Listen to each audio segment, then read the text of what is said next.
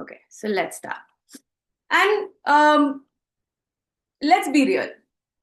Today, modern lifestyle and the trade that we've done for convenience has jeopardized our health. We scroll more than we sleep. We eat faster than we chew. We rely on ready made, instant foods over real food. And guess what? Our bodies are quietly screaming back through bloating, fatigue, breakouts, aches that something is not right. Recently, I had a client who came in with weight loss. But what we uncovered was silent inflammation. And today's topic is all about inflammation. So her body was constantly inflamed from within. We didn't just cut calories, we cut the fire inside her. And within just about 3 weeks, she saw better digestion, the bloating had reduced, period had got better, like the PMS had got better, and the skin definitely cleared up. Now, I want you all to, react to these if you guys have experienced something like this, because these are certain points that my clients come up with. I eat clean, but my stomach still looks like it's 5 months pregnant by evening. In the morning, I have a very flat stomach, but by evening, I'm all bloated and I feel like I'm 5 months pregnant.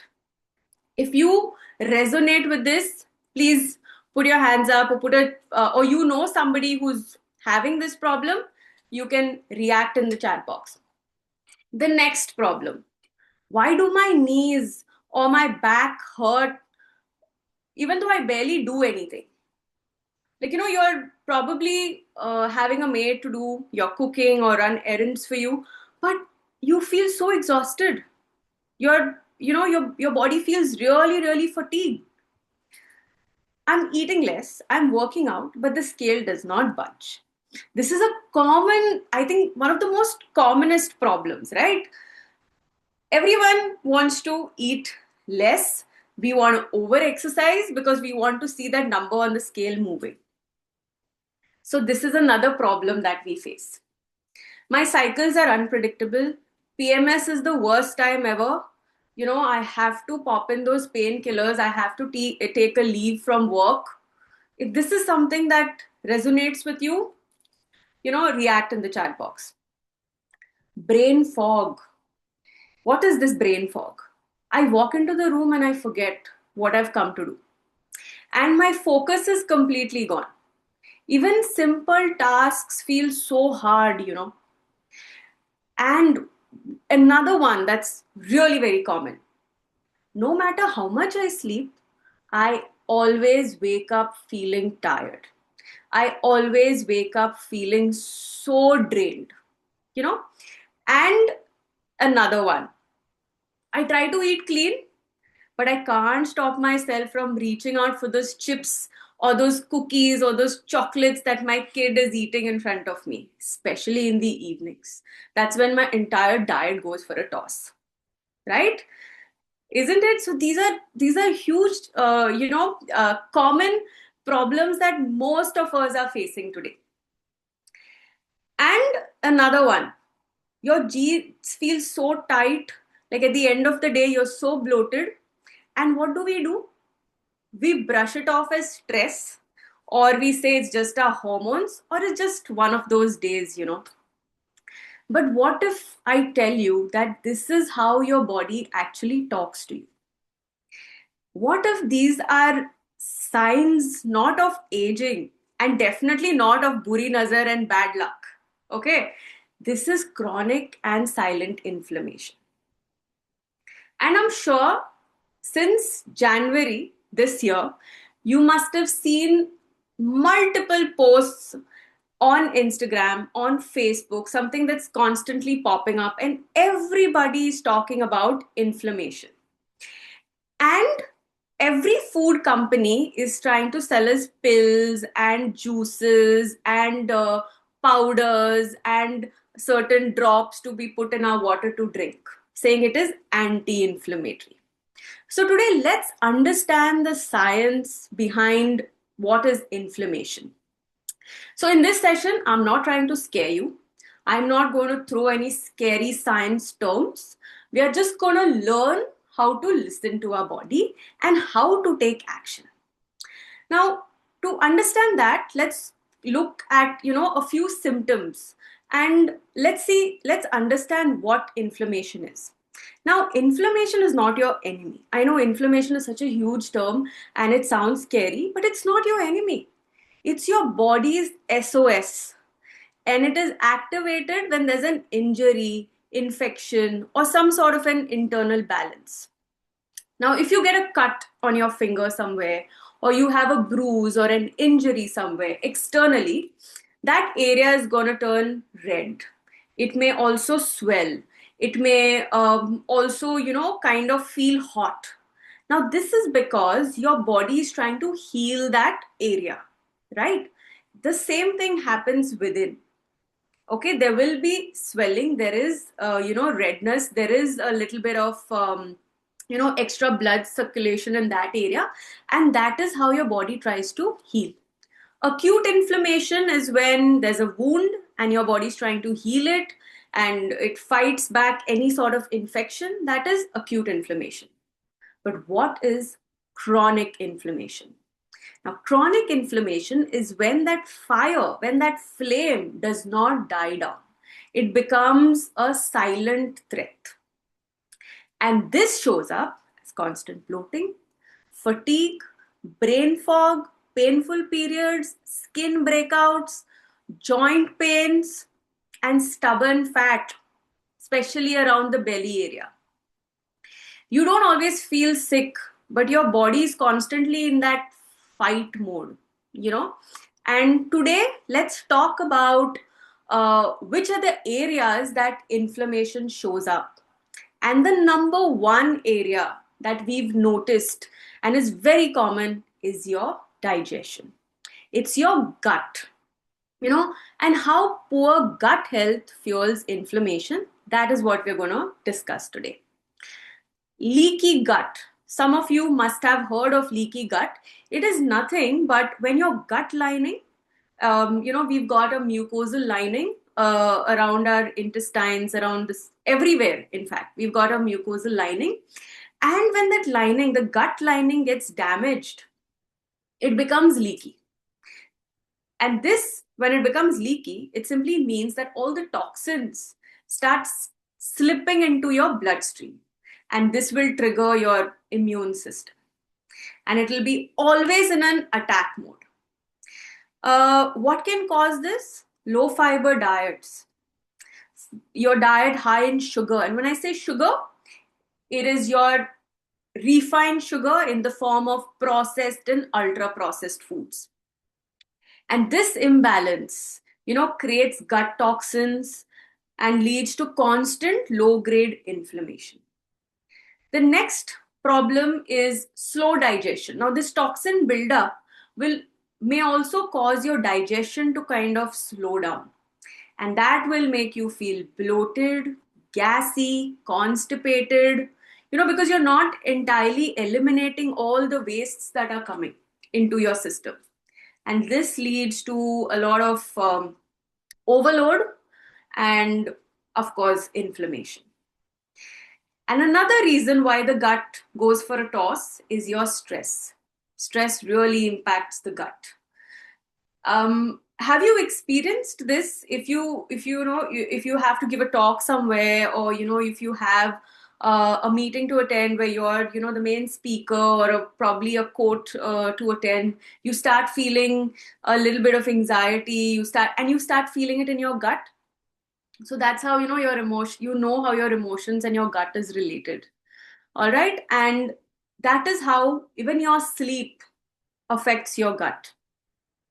I had a client recently, and she had come up with a lot of skin rashes, mood dips, and zero energy. Like, she woke up feeling totally fatigued, and by the end of the day, it felt like she had, ran a marathon. Her blood work was entirely normal. There was no diabetes, there was, no cholesterol, but her digestion wasn't right. And when we went through her her lifestyle habits, that is what we do at every when somebody approaches us, we do a deep dive into their history to understand what their lifestyle is. And we understood that there was a lot of processed snacks. There was a lot of late nights, and we simply cut out on all those processed snacks. We added a lot of cooked sabzis. The chia seeds were there, and we gave her time to heal. And within about 4 weeks, those rashes were the first thing to clear. And she was so happy because her energy levels were back. And this is a young lady, not somebody who's crossed 60s. This is a young lady about she's about 37, 38, and she was feeling totally drained. But just by making this simple sustainable lifestyle changes, she was able to get back with her energy levels. I have a question for you guys. Which organ in your body works as a detox factory? I know all of us love to go on detox diets, and we are sipping on detox teas. But do you know that your body already has a detox factory? Let some more answers come in. Which is the liver?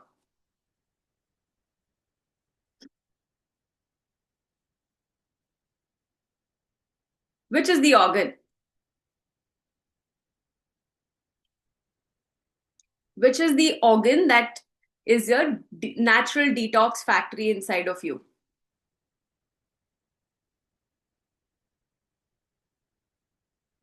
Thanks, Akila. You've got the answer right. It's your liver. Okay? So it's your liver that is your detox factory. Every single day, without a break, your liver filters toxins from the food, from the water, even from your thoughts. Did you know that? Because chronic stress releases more stress hormones that the liver has to process. Yeah? So when your liver is overloaded, it starts slowing down. And that is when inflammation starts creeping in. And what overburdens the liver? I've already told you stress because I just said it. But you know that extra cookie that you have in the evening, that processed food, that Netflix show that you're watching in the night by depriving yourself from such lovely sleep, that is what is overloading the liver. And when you decide not to eat your vegetables and just have some some packet food, like just a powder with some water saying it's a replacement for veggies, that's when there's toxin buildup, which definitely needs to be cleared. And today, fatty liver is very common. Now, a few years ago, fatty liver was common because there was a lot of alcohol in our diet. There was a lot of red meats in our diet. But there are some of us who don't have anything of this. We don't drink alcohol. There's hardly any red meat, but we have fatty liver. So, how is that happening? Now, fatty liver is also because of inflammation, and this affects your metabolism. That is why you find yourself not losing that extra fat from the body, or you don't see the scale moving. And poor liver health leads to sluggish digestion, which makes more gas, more bloating, and it shows up on your skin. All right. So these are a few points that you need to understand about gut and about liver, how it affects how inflammation affects your gut and your liver. Now, the hidden inflammatory triggers that I want all of you to watch in the coming week, and I have something that I want you guys to do in the next week. I want you guys to watch what are your inflammatory triggers. Journal it, make a note of what you've eaten, how your digestion has been in the coming week, how good you've slept, how much water you've drank, and what are the foods or what are the toxins that you've ingested or you've come across that has caused a problem in your health. So I want you guys to start noting down all of your triggers. But some of the most common triggers for inflammation, number one is refined seed oils, a huge trigger, because these affect your liver very badly. So what I suggest is have cold pressed oils. That would be the best thing. Okay. Hidden sugars. Now, don't get fooled with fancy packaging, branding, and a social media influencer or a celebrity promoting high protein snacks and high protein tortillas and low carb pedas or sweets, I don't know what. So don't fall for these, because these hidden sugars are going to cause a problem. Then supplement overload. Today in India, I know there's a requirement for supplements, but we are overdoing it. We are so good at overdoing anything. Just because some celebrity or some social media influencer is having omega fish oils, I also need it. Just because her bloating has gone away with it, I also need it. So be careful. Overdosing on supplements is a huge trigger, especially for your gut. Okay? And environmental toxins. Tiffins today are usually plastic. So when we go to work, we carry plastic tiffins. We've forgotten about our metal dabbas that, we used to take in the past. So switch back to that. Yeah. And also water quality. It has reduced. So, we get very poor quality water today, which can also lead to inflammation.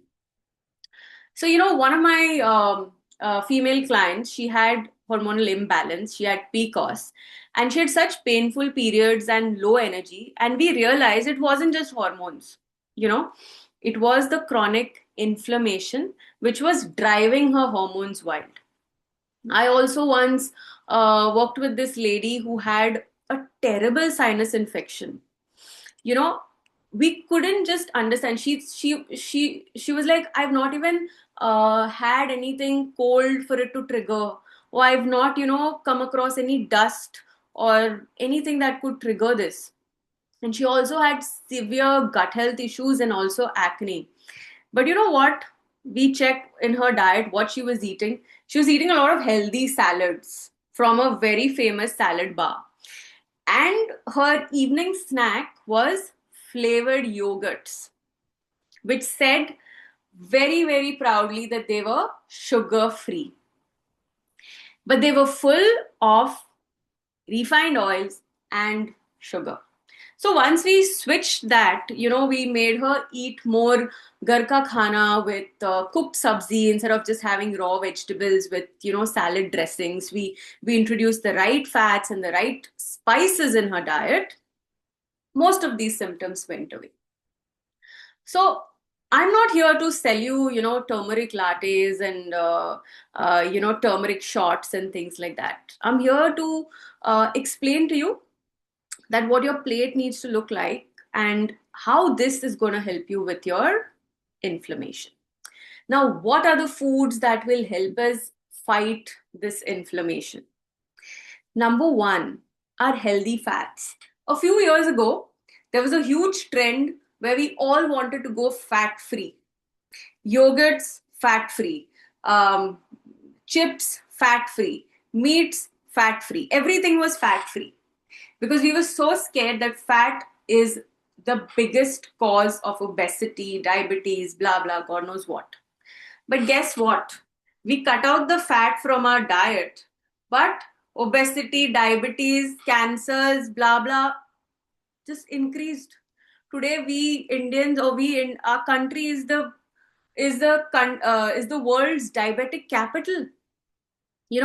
So make sure that you're eating healthy fats. All right, your ghee, very important. It's one of the best healthy fats. And you know why? It is because we Indians have given ghee to the world. We are the ones who introduced ghee to the world. So please make sure that if you're eating dal, you're eating chawal, you're adding that dollop of ghee and eating it. Coconut, peanuts. There's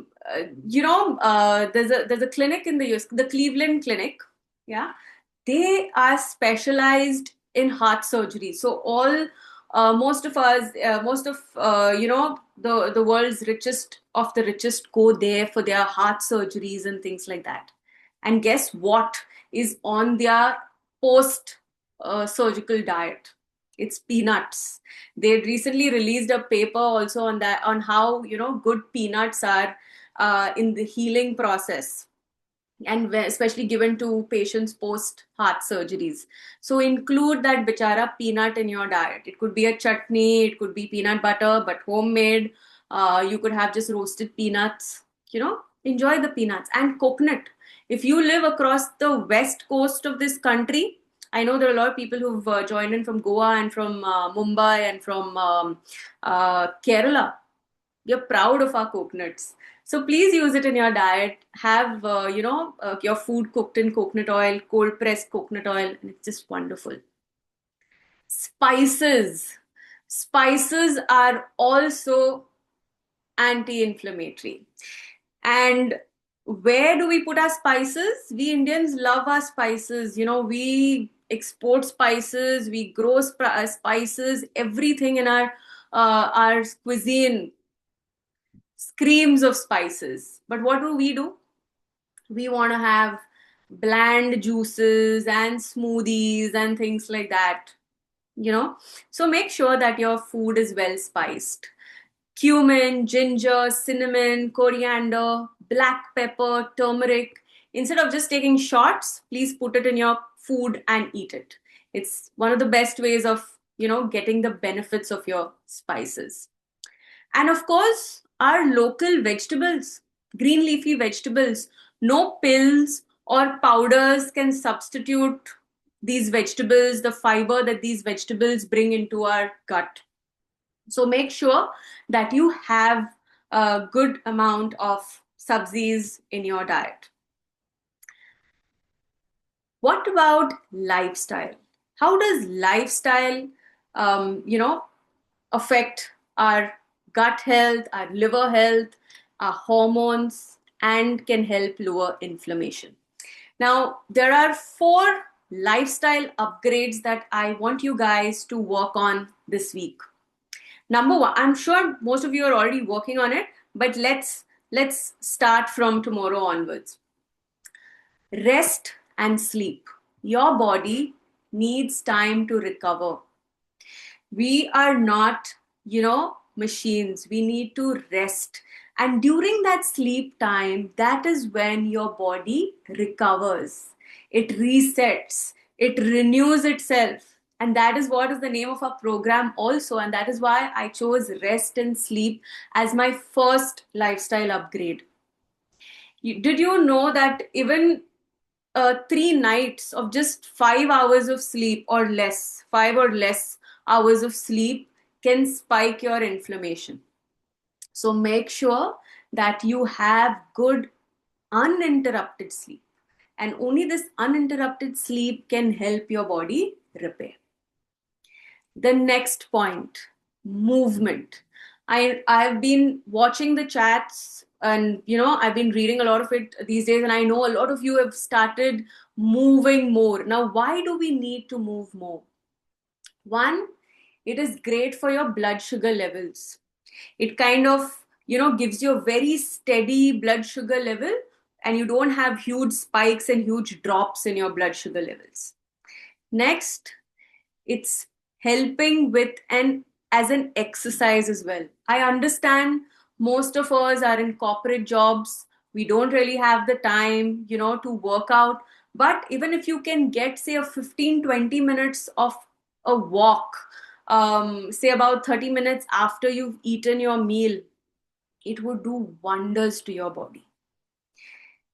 Besides movement, try to stretch. Stretching first thing in the morning, that is one of our reset challenges. So please try and get that stretching done.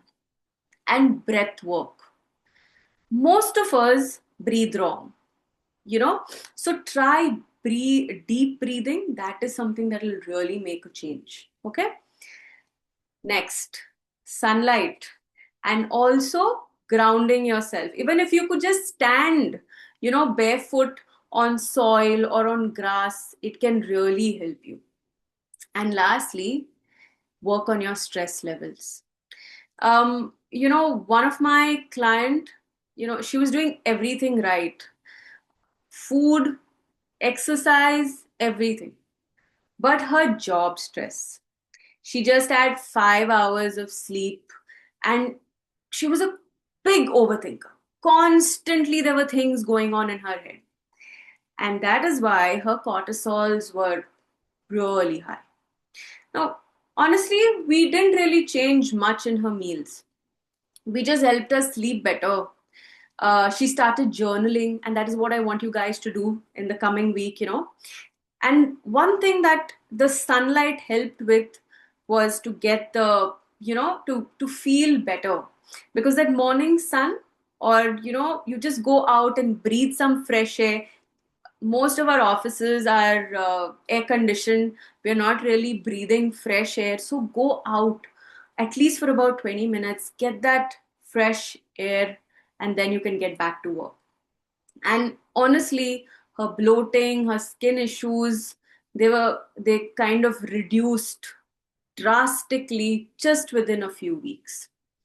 So the takeaway message I would say for today is understand what your triggers are.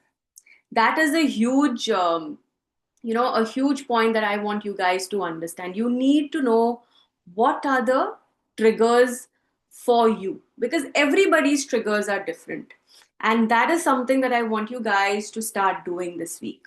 Start making a note of what you've been eating, how you've been feeling, if you're pooping well, if you're not pooping at all, how much water you're drinking, how good your sleep was, because this is something that's really going to help. All right. I've come to the end of my session today, and I'll keep the chat box open now. And I would like to take a few questions from you guys for the next 10 minutes. If a few of your questions do not get answered in this session today, you can always put it on the Renew WhatsApp group, and I will try my best to answer them. So please go ahead and ask me whatever questions you'll have.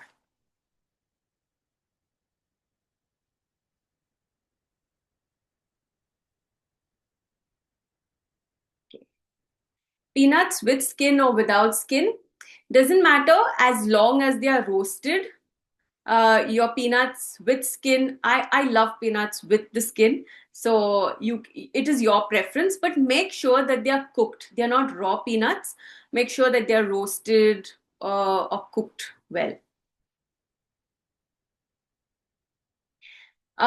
Metabolism booster drinks. Now, yes, like I said, there's not just one food that can be kind of said very angelic to boost your metabolism, or you can't demonize just one particular food. It's a lifestyle change that'll help. But of course, you can start with cinnamon and lime in the morning. You could also do the chia and the or chia or sabja seeds with a little bit of lemon. It really works. You could do methi seeds in the night. You could soak methi seeds in the night and have them first thing in the morning. So these are kind of drinks that you can do.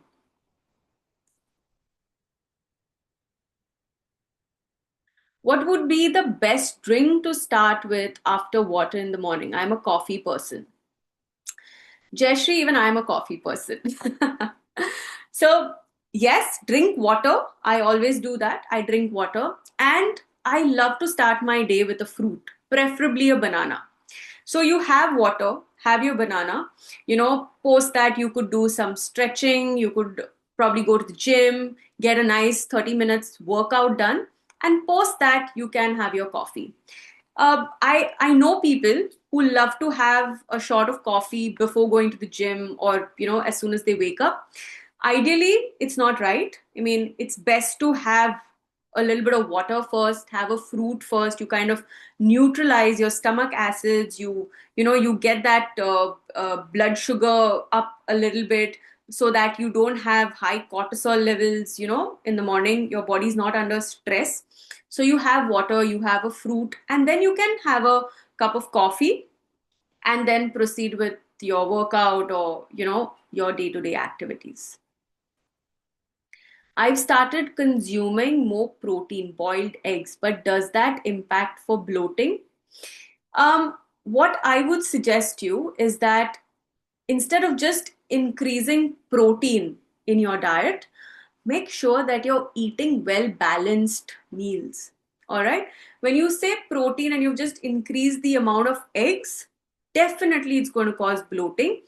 What you can do is you can space them out. Instead of having around 4 eggs altogether, you could probably do one for breakfast, one at lunch, one at dinner, or maybe throw in an egg sandwich in between, or put the egg in your rice, or have it as a burji along with a roti or something like that.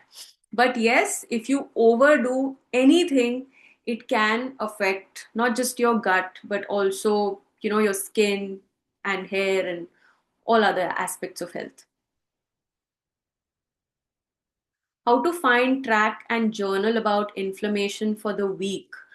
Akila, we've sent you a journaling tracker. Okay, I will check. I will check with the Renew team whether it's already posted or not, and I'll have them post it if it's not. But this tracker will definitely help you. What would you recommend to reduce inflammation in 6 months postpartum mom who is low on sleep? Uh, Breathing exercises are a huge help, especially postpartum, because it's not just a physical change, it's a huge emotional change.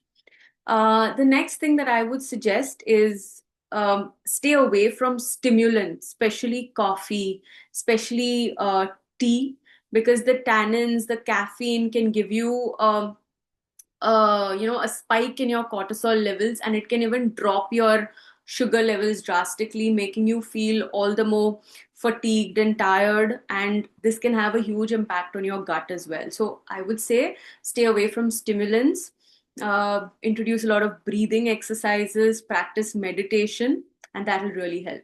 As far as food is concerned, try and stay away from packaged food. Have your home cooked meals as much as possible. And if you're still breastfeeding, then have methi laddus, or you can have methi water. You can have halim seeds or olive seeds. That's also something that really helps moms post delivery. How good it is to have ghee in the morning. Okay, how good is to have ghee morning stomach? Okay, I understood the question. Well, see, ghee is an essential fat. And if you're trying to tell me that you want to put ghee on your poha or on your roti or on your paratha in the morning and have it, excellent. Great for you. In Ayurveda, there is medicated ghee that people have on an empty stomach. So if your doctor recommends that ghee, then please go ahead and have it, because a lot of Ayurvedic treatments include ghee as a starter. So they're supposed to have a medicated ghee first thing in the morning. Please go ahead and do it. But otherwise, on your food, it's amazing. It'll give you the same results and the same benefits. Like I told you, it's one of the best fats that is available to us.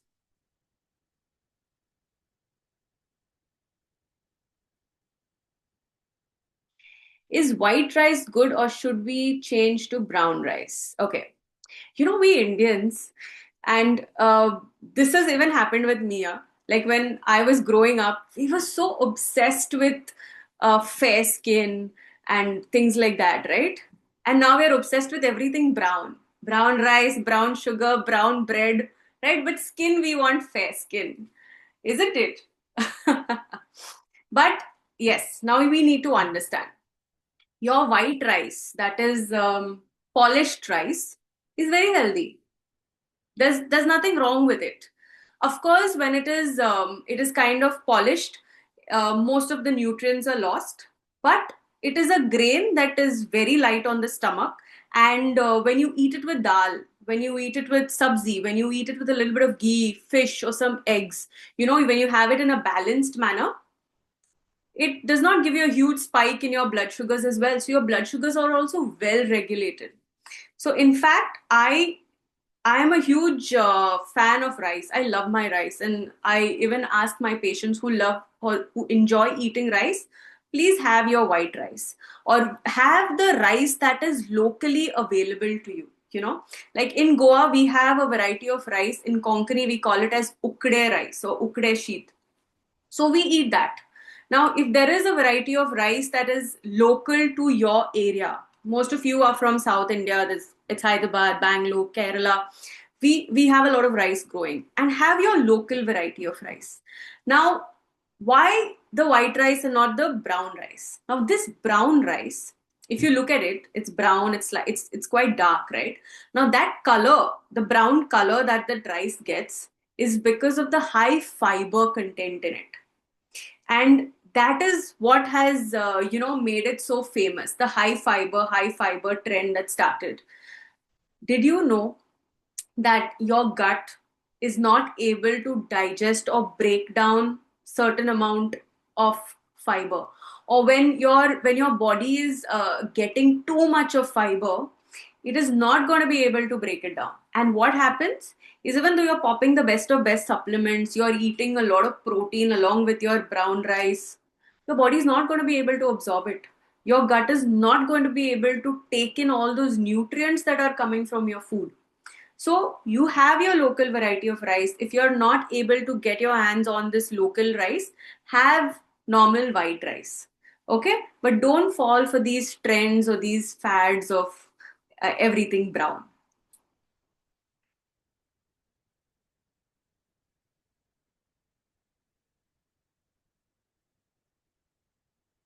Okay.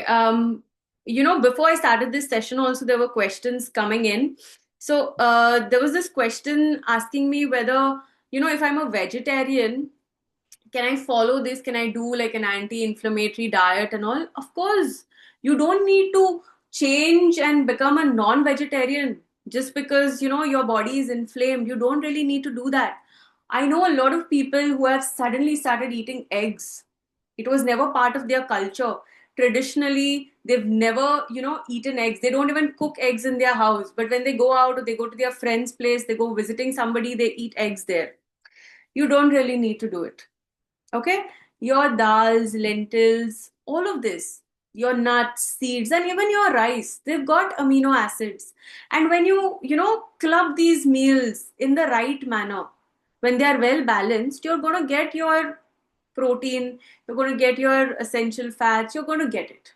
All right? So even if you're a vegetarian or a non-vegetarian, please understand that you don't need to suddenly change your eating preferences, or you suddenly don't need to deviate from your cultural norms. You can follow the same thing, eat it in the right manner, have balanced meals, and you'll be okay.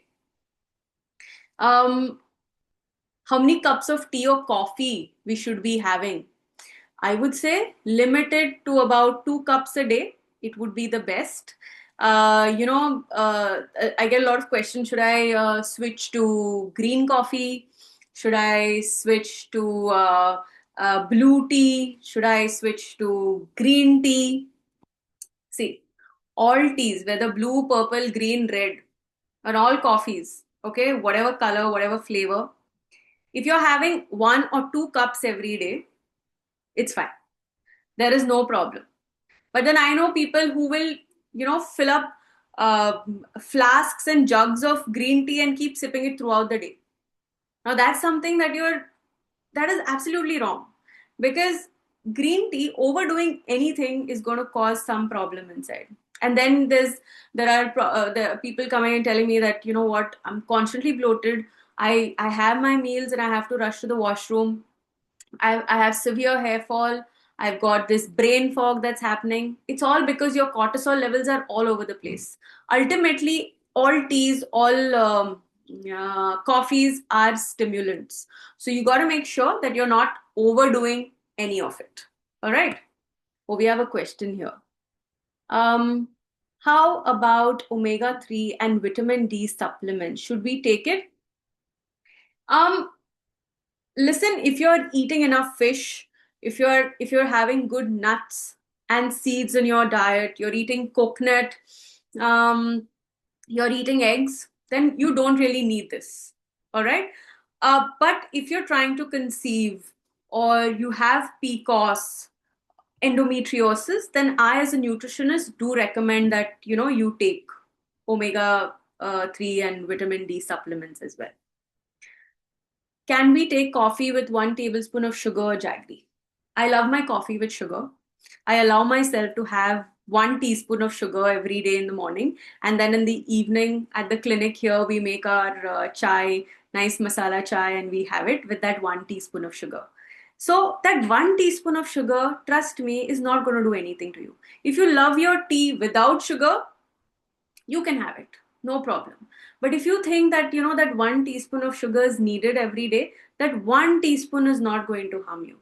But you know what, that so-called high fiber cookie, or that so-called high protein tortilla, or some snack or some baked cookies that you're having, which has got refined oils, which has got preservatives, which has got maltodextrin, which has got another, stabilizer or something like that. That is the problem. So stay away from that. Jaggery, if you like jaggery in your chai or in your coffee, please have it.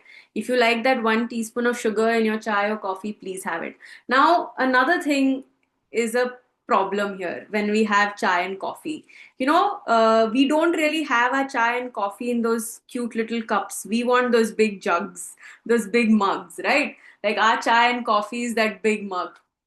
So I would say reduce the portion, bring it down to about just 150 to 200 ml, and put that half teaspoon or 1 teaspoon of sugar in it, and it's fine. Not honey, please. Sugar or jaggery, both are okay. Both behave the same way in the body. The body reacts to both in the same way.